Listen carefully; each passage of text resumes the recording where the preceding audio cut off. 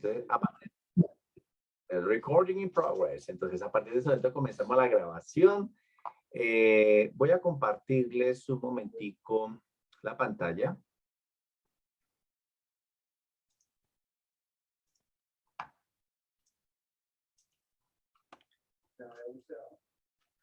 Bueno, entonces para mañana estaremos celebrando, ya estamos a las vísperas de la fiesta de la Asunción de María en el cielo. Es una de las fiestas más grandes que tiene la iglesia y es el cuarto y último dogma proclamado por la iglesia. Entonces vamos a leer este dogma. ¿Qué dice este dogma? Proclamado por el Papa Pío XII el 1 de noviembre de 1950 con la Constitución Munificentissimus Deus. Después de elevar a Dios muchas y reiteradas preces y de invocar la luz del Espíritu de la verdad, para gloria de Dios omnipotente, que otorgó a la Virgen María su peculiar benevolencia, para honor de su Hijo, Rey inmortal de los siglos y vencedor del pecado y de la muerte, para aumentar la gloria de la misma augusta Madre y para gozo y alegría de toda la Iglesia, con la autoridad de nuestro Señor Jesucristo, de los bienaventurados apóstoles Pedro y Pablo, y con la nuestra, pronunciamos, declaramos y definimos ser dogma divinamente revelado que la Inmaculada Madre de Dios y siempre Virgen María, terminado el curso de su vida terrenal, fue asunta en cuerpo y alma a la gloria del cielo. Bueno, muy bien. Este es el dogma de la Asunción. Yo quisiera preguntarles, ¿ustedes qué entienden por este dogma? Antes de continuar, ¿qué entienden por este dogma? ¿Quién le quisiera explicar con sus palabras lo que entienden? Pues el dogma lo que nos dice es que María fue llevada por Dios, o sea, no por medio propio, sino por medio divino al cielo.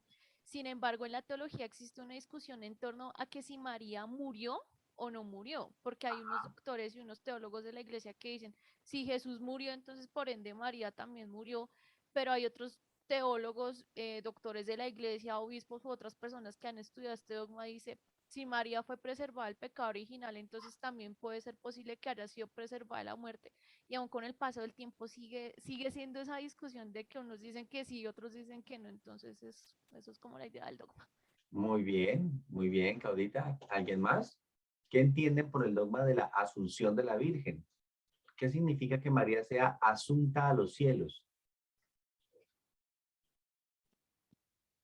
Que la subieron unos ángeles al cielo cuando ella murió. Por eso es Asunción, porque la subieron. ¿Y por qué la subieron al cielo? ¿Por qué creen ustedes que la Virgen fue subida al cielo? Porque este Por dogma. ser la madre de nuestro Señor Jesucristo. Sí, pero también hay otra razón. ¿Cuál creen ustedes que sea la otra razón por la cual la Virgen ha sido asunta a los cielos? El amor de ella hacia Jesús, hacia su hijo. Sí, el amor, sí, muy bien. Pero hay una en otra razón. particular. Hay otra Por su sí, por su entrega, por su sí, por su santidad.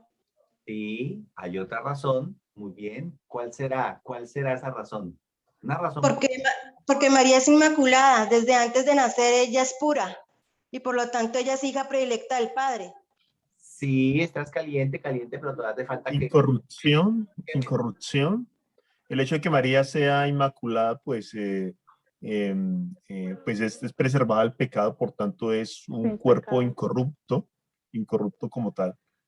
Entonces, pues ya está pues con la visión beatífica desde aquí, desde la tierra, ¿no? Un poquito, se van acercando, la cosa se está poniendo buena. A ver, ya están llegando. Porque estuviera también cerca de su hijo. Libre de pecado. Pero todavía falta un poquito. ¿Por qué la Virgen fue asunta a los cielos? A ver, lo que han dicho está bien, pero falta una cosa. ¿Por qué? También, por lo que es también esposa del Espíritu Santo, ¿no? Sí, pero se les ha olvidado. A ver, les voy a dar una pista. Porque es madre de todos. Les voy a dar una pista. ¿Y los demás cristianos qué? ¿Y los demás cristianos qué?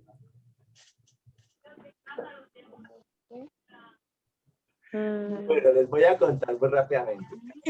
Nosotros, cuando creemos en Cristo, nosotros creemos que algún día vamos a morir, ¿cierto? Sí. Bueno, pero también creemos que después de la muerte, ¿qué nos espera a nosotros? ¿Qué creemos? La vida eterna. La vida eterna. La vida eterna. ¿Pero qué es la vida eterna? La resurrección. La resurrección de los muertos. Muy bien. Nosotros vamos a tener dos momentos importantes. Primer momento, cuando muramos, vamos a tener el juicio particular. ¿Sí lo recuerdan? Sí. La iglesia nos enseña a nosotros que al momento de la muerte, en ese mismo instante, cada uno de nosotros, ojo, de manera personal, nadie va a estar allí, sino personal, tú y Jesús, yo y Jesús, vamos a estar allí y el Señor nos va a mostrar todo lo bueno y todo lo malo que hicimos. Y en ese momento el alma sabrá cuál es su destino eterno. Si fue salvación o si fue condenación. Si fue salvación y te portaste súper bien e hiciste todo lo posible, hiciste los méritos para el cielo, entras inmediatamente al cielo. Pero de lo contrario, pues nos tocará echarnos un champucito en el purgatorio, mientras purificamos algunas bobaditas que todavía nos quedan, algunas cositas que quedan por ahí, ¿verdad? Que no logramos superar en esta vida y que estamos invitados a superarla. Por eso es lo importante aprovechar la vida, ¿verdad? Para superar esas bobaditas que tenemos. Ese es el primer momento. Pero nosotros esperamos un segundo momento y es la segunda venida de Jesús. ¿Listo? En esa segunda venida de Jesús, nosotros creemos que cuando venga el Señor, todos vamos a resucitar, buenos y malos. Y habrá un juicio, ya no un juicio particular, como el primero que tuvimos nosotros, sino un juicio universal, donde todos seremos llamados, todos. Ojo, llamarán a Héctor Atencio. Señor Héctor Atencio, venga para acá. Y colocarán a Héctor Atencio. Y ya no de manera particular y personal, sino de manera universal, todos verán la vida de Héctor Atencio. Sus pensamientos, sus palabras, sus obras. Todo lo que hizo don Héctor, ahí se van a dar cuenta. Y todo el mundo se dará cuenta porque este tipo fue santo y se fue al cielo, o porque este tipo fue tan malo y se fue al infierno. Todo el mundo lo sabrá. Y todo el mundo sabrá Vamos a pasar por cuántas cosas hizo Dios para llegar a ese momento. Eso es lo que llama el juicio universal. Y lo estamos esperando, ¿verdad? Ahora bien, nosotros creemos que nosotros vamos a resucitar. Es decir, que nosotros nuestro cuerpo lo vamos a volver a tener otra vez.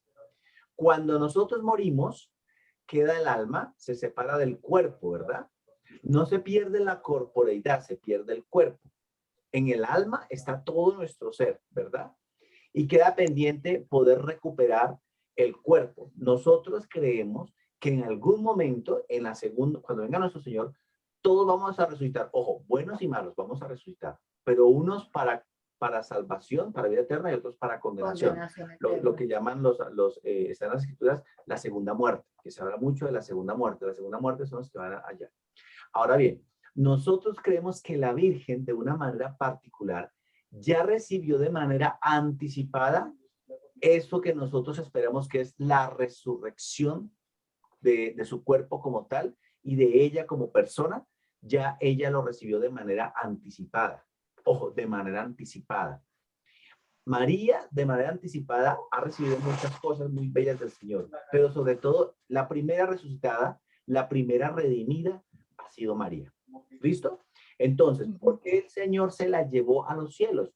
Porque de manera anticipada, ya fue redimida por Jesús y el Señor se la llevó en cuerpo glorioso, en cuerpo resucitado, creemos nosotros. Ahora bien, hay un problema, que es un problema teológico, y es el tema de la muerte. Este dogma de la Asunción, para que me entiendan lo que les puedo decir del problema de la muerte, el tema de la Asunción, el dogma de la Asunción está unido a otro dogma que es el dogma de la Inmaculada Concepción.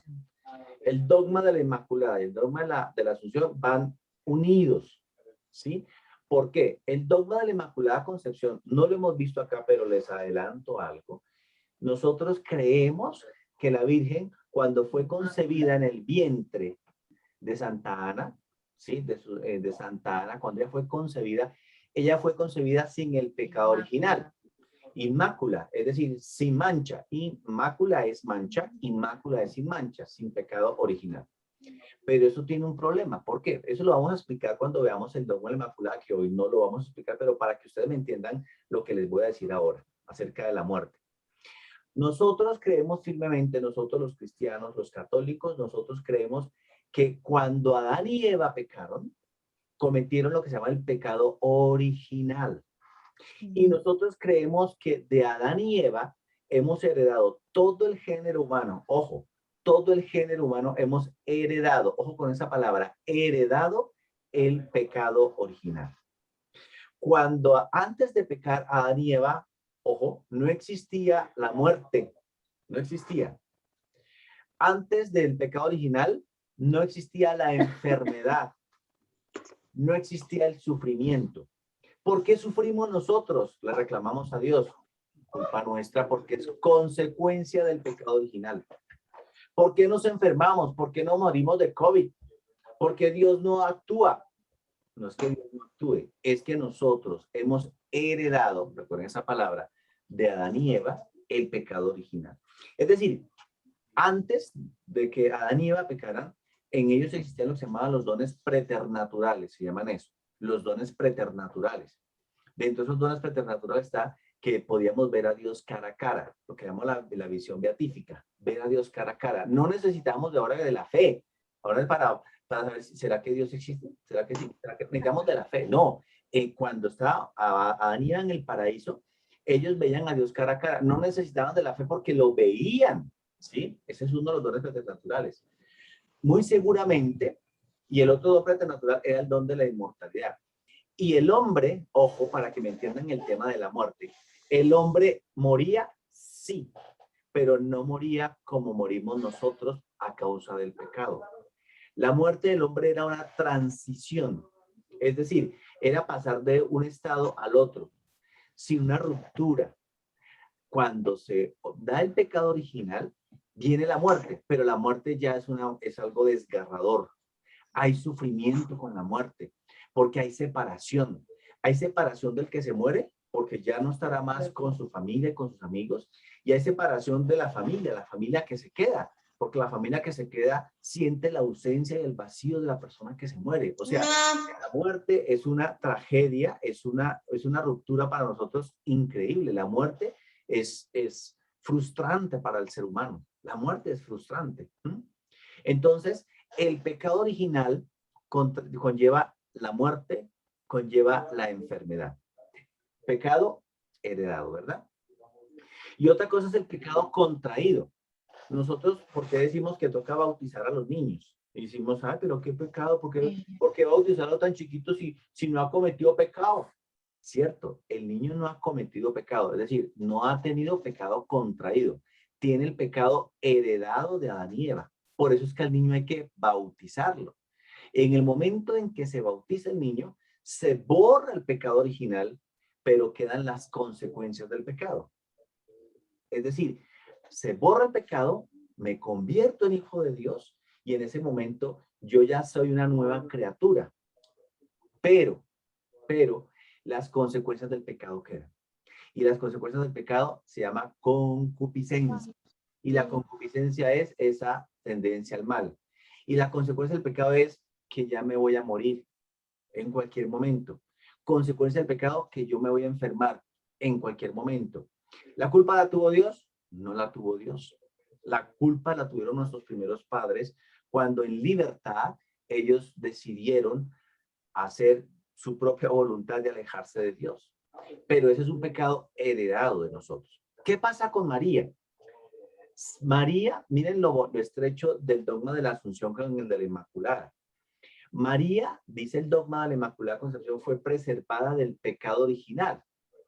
Al ser ella preservada del pecado original, ya no tiene las consecuencias del pecado. O sea, María muy seguramente no se enfermó, muy seguramente a María no le dio ni una gripa. Y si hubiera habido COVID, muy seguramente no hubiera dado COVID. Nada. María muy seguramente no se enfermó porque ya no tenía las consecuencias del pecado original. Ahora bien, María estaba por morir. Muy seguramente sí iba a morir María. pero iba a morir como nuestros primeros padres, como Adán y Eva, en esos dones preternaturales que yo les digo que existían. Pero la muerte en María, si se producía, no se iba a producir como en nosotros, que somos los hijos de Adán. Nosotros, hijos de Adán, al morir es una frustración, es doloroso, es una ruptura increíble desde todo punto de vista. Pero en María, si se produjo la muerte, porque ahí viene la discusión teológica de la que hablaba Claudia. Bueno, María, para uno resucitar, pues uno tiene que morir, ¿verdad? Porque entonces, ¿cómo va a resucitar? Aunque claro que, ojo, porque en la carta, en la carta de los Corintios, en la primera carta de los Corintios, en el capítulo 15, donde San Pablo habla acerca de la resurrección de los muertos, donde él dice, ¿y cómo resucitarán los muertos? Y él comienza a explicar cómo van a resucitar los muertos. Hay una parte donde él dice, les voy a contar un secreto. No todos moriremos. Algunos seremos, y eso incluye, algunos seremos transformados, la palabra que él utiliza. No todos moriremos, algunos seremos transformados. Entonces, San Pablo deja una pista de que muy seguramente en la segunda venida de Cristo, los que están muertos, pues tendrán que resucitar. Y los que están vivos, que se van a morir y luego resucitan. Entonces, muy probablemente, los que estén vivos no van a morir de la manera como murieron los que murieron, sino que de pronto sí mueren, porque San Pablo dice que serán transformados. Es decir, se hará la resurrección. No sabemos todavía eso, y eso también es un tema teológico que no vamos a discutir acá, porque no tenemos tiempo y porque pues no es el centro. El centro es tratar de entender un poquito la asunción de la Virgen. Entonces, por eso es que los teólogos entran en esa discusión si la Virgen María, que unos dicen la Virgen murió, y otros teólogos dicen, no, es que la Virgen se durmió. Porque es que decir que la Virgen se murió es aceptar que María recibió las consecuencias del pecado original. Pero como María, por el dogma de la Inmaculada Concepción, si ven cómo ha unido el dogma, nosotros creemos que la Virgen fue librada del pecado original, ¿sí? Por misericordia de Dios, por los méritos de Cristo, dice Pío IX cuando proclama el dogma, ¿sí? Dice que a Dios le plugo, ¿sí? Por los méritos de Cristo, liberar a María del pecado original. Entonces, si decimos que María murió, podemos concebir desde dos puntos de vista esa muerte. Que primero, que si murió, no murió como morimos los hijos de Adán, de manera traumática, de manera terrible, de una ruptura increíble porque lo que significa la muerte, sino que su muerte muy seguramente tuvo que haber sido como la muerte que tuvieron que haber tenido nuestros primeros padres, que tuvieron, pero que debieron haber tenido, pero que no tuvieron, que es la muerte de acuerdo a los dones preternaturales, es decir, una muerte que se convierte en un tránsito, ¿sí? En un momento en que simplemente se pasa de un estado de muerte a un estado de resurrección. ¿Listo? La muerte, entonces, y para terminar, entonces, eso para ver si María murió o se durmió. Porque uno dice, bueno, para justificar el tema de que murió, algunos dicen, no, ella no se murió, ella se durmió. Y cuando se despertó, ya los ángeles se estaban llevando. Ahora bien, ¿qué significa que sea asunta? Y miren la diferencia del dogma de la asunción del dogma de la ascensión del Señor. Porque la ascensión del Señor es distinto decir ascensión a asunción. En la ascensión del Señor, Jesús subió a los cielos por cuenta propia, en la ascensión del Señor. Pero en la asunción de María, la Virgen es llevada por los ángeles al cielo, ¿sí? Recordemos que María es una criatura como tú y como yo. María es una mujer, es un ser humano como tú y como yo, ¿sí? Porque a veces tenemos un error, y es que a veces colocamos a María y creemos que María es como una diosa, y María no es una diosa. María fue un ser humano, ¿sí? Porque Jesús quiso encarnarse y tomar la condición humana en todo su esplendor.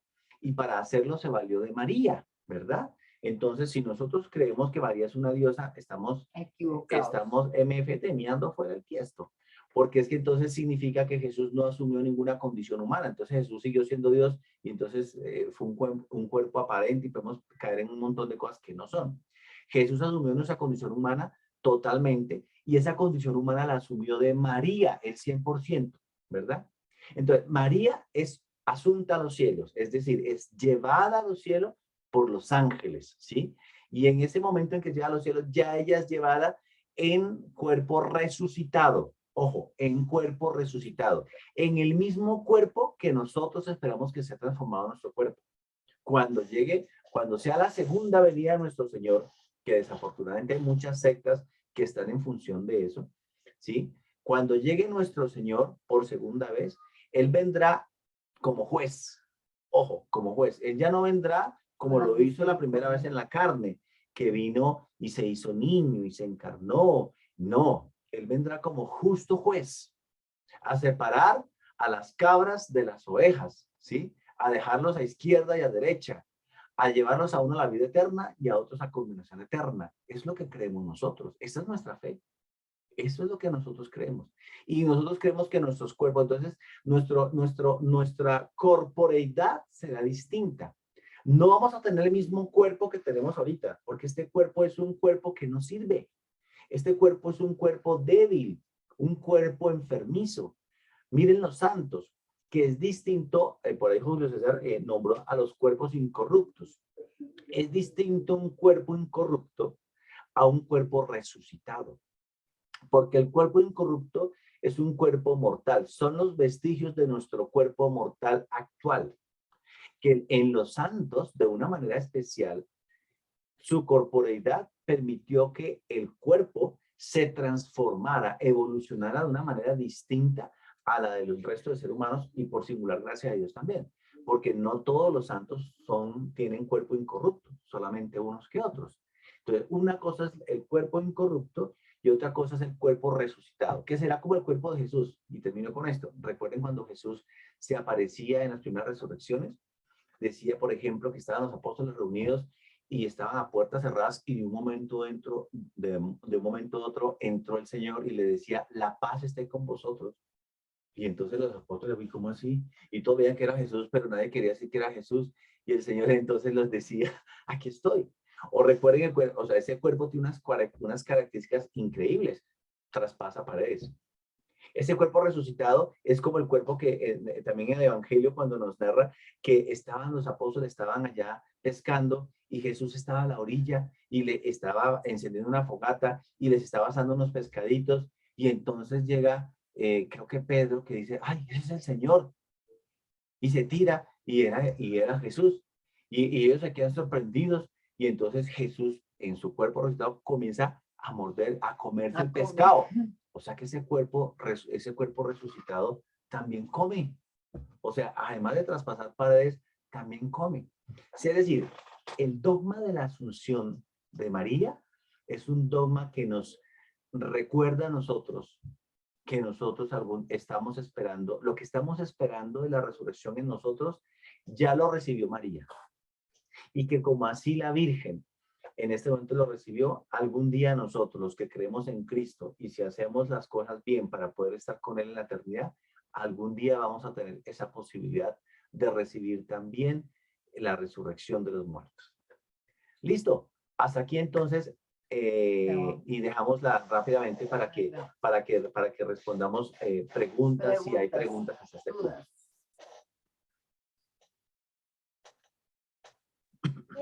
Sí, yo tengo una duda. Tú dices que, bueno, que el pecado viene, todos lo sabemos que viene de Adán y Eva, ¿sí? El original, pecado original. El pecado original, bueno. Pero entonces, digamos, lo que son las enfermedades, lo que está pasando ahorita con el COVID, mucha gente dice, eso es un castigo de Dios, ¿sí? Eso es un castigo de Dios. Uno dice, no, Dios no castiga.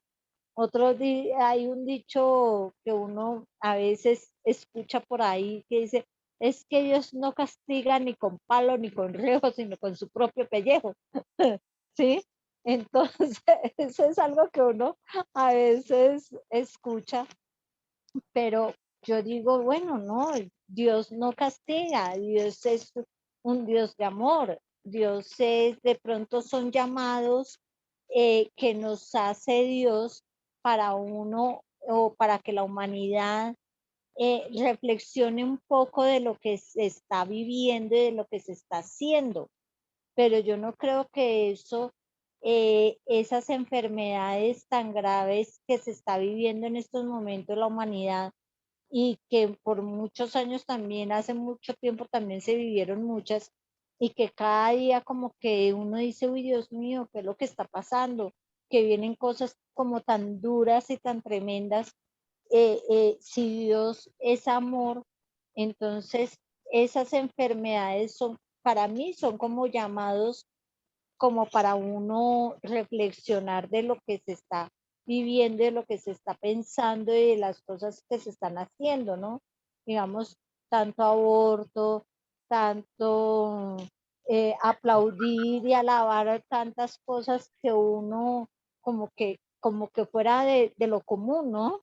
Pues vamos a puntualizar varias cosas. Entonces, toda enfermedad en su origen es consecuencia del pecado original. En su origen, ¿listo? Ahora bien, que la enfermedad sea mandada por Dios, no, pero Dios sí permite que ocurran cosas, como tú bien lo dices. Dios a veces permite que ocurran enfermedades y que ocurran cosas o en la vida personal, o en la vida familiar, o en la vida parroquial, comunitaria, de una ciudad, de un país. Dios lo permite.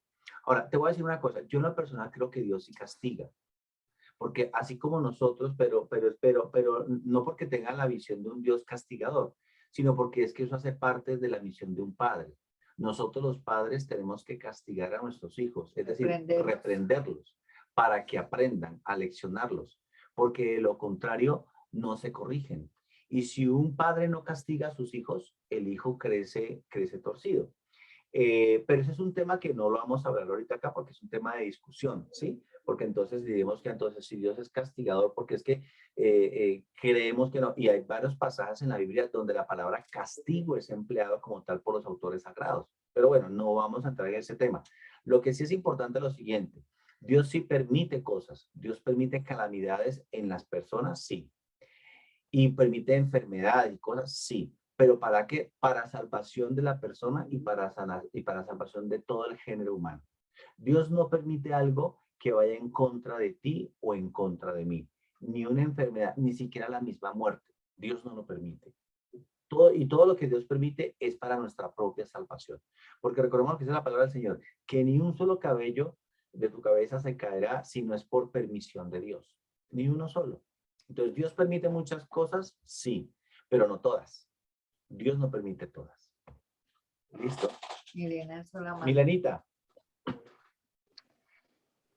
Con respecto, pues, que tú hablabas de la Asunción de María, en alguna de las apariciones de la Virgen, digamos, alguna persona o se ha conocido que alguna persona, digamos, haya tenido contacto con la Virgen directo, es decir, que la Virgen lo haya tocado, que la Virgen, bueno, no sé, se me ocurre, le haya dado la comunión, bueno, no sé, alguna cosa así, como digamos, para que eso es descrito o algo así como Jesús, pues digamos en el caso de que se habla de que Jesús, bueno, comía y todo eso.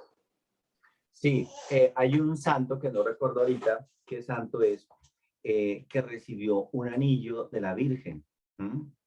Y ese anillo era un signo, no recuerdo de qué. Hace muchos años leí esa historia y me pareció curioso porque fue la primera vez que leí que la Virgen daba algo físico a alguien.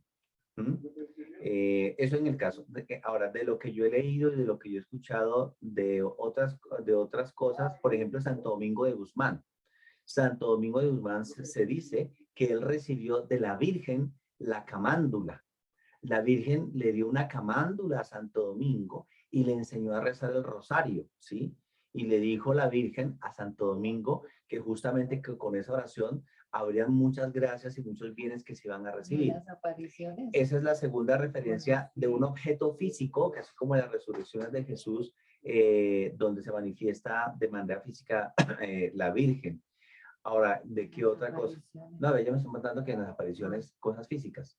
Que yo recuerde de cosas físicas que he recibido de la Virgen, el más conocido es el de Santo Domingo de Guzmán. Y el otro, el que no me acuerdo, no me acuerdo qué santo era, que recibió un anillo.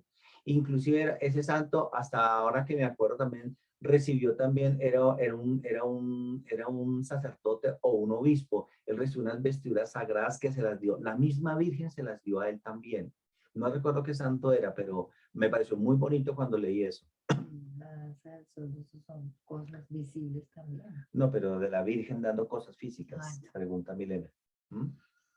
Esas son las que yo conozco. No sé si hay alguien aquí que recuerde algún otro acontecimiento donde la Virgen haya dado alguna manifestación física. Creo que en Medjugorje la Virgen les daba la comunión a los 6 videntes. ¿En dónde? En Medjugorje, en Antonio Pero en Bosa, Medjugorje yo vi que fue estudio. un ángel, que fue el ángel Gabriel o Miguel el que les dio la comunión. Pero creo que no fue la Virgen, sino fue un ángel. Hasta donde yo recuerdo. Inclusive un ángel, por ejemplo, fue el que preparó en Fátima, antes de las apariciones de Fátima en 1917, en mayo, un año antes, un ángel se les apareció a los 3 pastorcitos y los preparó. Y entonces yo sí recuerdo que fue un ángel, no recuerdo qué ángel fue el que les dio la comunión en Medjugorje, pero fue un ángel, no fue la Virgen, no fue la Virgen. No sé si alguien... Es decir, los ángeles también tienen su corporealidad, o sea, igual que nosotros, o es diferente. Ya, ponme cuidado ahora que tú mencionas, esa es una cosa muy, muy interesante. Mira que... Porque es que dice que seremos como ángeles, ¿no? Entonces a veces queda uno como ahí, como, bueno, ¿y el cuerpo qué? ¿O cómo es la cosa? Ojo, el ángel es espíritu puro, ¿sí? Es inaprehensible, es inteligible, es decir, no se puede coger, ¿verdad? Pero mira lo siguiente. En las historias de las almas del purgatorio hay muchas historias, muchas, pero les voy a contar una solamente para que ustedes tengan referencia. Hay una almita que se le apareció a un santo, a una santa, que oraba mucho por las almas del purgatorio y se les aparecía a ella. Y resulta que un día tocó a su puerta una señora y la señora estaba muy mal, estaba en un aspecto deprimible, muy triste, se le veía melancólica, terrible. Y entonces ella tocó a la puerta y le pidió a esa santa que le permitiera trabajar haciendo oficio allí. ¿Mm? Entonces, y ella justo necesitaba a alguien para los quehaceres de la casa. Y ella la contrató, ¿sí? Y ella le hacía el oficio y toda la cuestión, y etcétera. Y era un alma del purgatorio. Esa mujer era un alma del purgatorio. Pero esa mujer cogía la escoba. Y esa mujer hacía oficio. Y ella estaba purgando porque ella, cuando le tocaba hacer oficio, no lo hacía bien. Entonces estaba purgando y duró varios meses haciendo el oficio porque tenía que hacerlo bien, ¿sí? Entonces, a mí, yo me pregunto, ¿no? ¿Cómo será eso del tema de que un espíritu pueda coger cosas físicas? ¿Mm? De hecho, dense cuenta, y ya para terminar ahí, porque ese es otro tema, pero dense cuenta que cuando hay espíritus que se manifiestan de manera fuerte y entonces mueven sillas, ¿cierto? Tiran cosas, hacen ruidos para que uno se dé cuenta que están allí, ¿verdad? Ese es otro tema, pero eso simplemente deja una pregunta abierta. Y lo primero es esas almas, ya cuando uno muere se convierte en un espíritu y el espíritu pues es puro, no se puede coger, pero a veces ese espíritu puede hacer cosas. Mi abuela, termino con esto, cuando murió mi abuelo, una vez mi abuela que es costeña me dice, su abuelo me estuvo visitando anoche y me mordió. Y le dije, ay abuela, es que usted pues yo es que ustedes como que se querían tanto, usted se está imaginando eso. No, su abuelo me mordió y me mordió feo, me mordió duro. Mire, y entonces se comenzó a desvestir. Y yo, ay, abuela, no me va a hacer striptease ahora. Por molestar, no me va a hacer striptease, abuela. Y se bajó la camisa y se quedó en brasier y me mostró la espalda. Y en la espalda tenía las huellas de unos dientes que le habían mordido. Y yo dije, abuela, ¿y usted qué es lo que tiene ahí? No, le dije que su abuelo me mordió. Su abuelo anoche me mordió. Yo sentí porque él me estaba cogiendo anoche y me mordió. Entonces yo quedé sorprendido. Entonces, así como la historia que has leído, esa que es más personal, yo sé que las almas, así como los ángeles, se pueden manifestar de alguna manera en este mundo. ¿De qué manera? No lo sé. Pero lo que sí sé es que una cosa es el cuerpo y otra cosa es la corporeidad. Es decir, lo que nos pertenece a nosotros en el plano de lo físico, alguna vez se permite, Dios me imagino, permitirá esas manifestaciones para que nosotros podamos saber de ellos algo, ¿sí? Cuando nos quieren comunicar algo. ¿Listo? Y cerramos ahí el tema porque el tema es de la Asunción. ¿Listo? ¿Alguna otra pregunta de la Asunción? Y comenzamos la oración. Bueno, entonces, mañana tenemos una fiesta muy bella por qué celebrar. Entonces, recordemos que la Asunción de la Virgen es una fiesta muy grande. Estamos contentos porque la Virgen es llevada a los cielos y es la primera cristiana, porque la primera cristiana fue María, la Virgen. Es la primera cristiana que recibe lo que nosotros esperamos recibir algún día. Amén. Y ahora les tenemos una sorpresita antes de la oración. Este videíto es con mucho cariño. Disfrútenlo. Gócenselo porque es para todos. Y Entonces, alabar al Señor. paramos aquí Para la esos grabación. momentos difíciles. Paramos la grabación acá.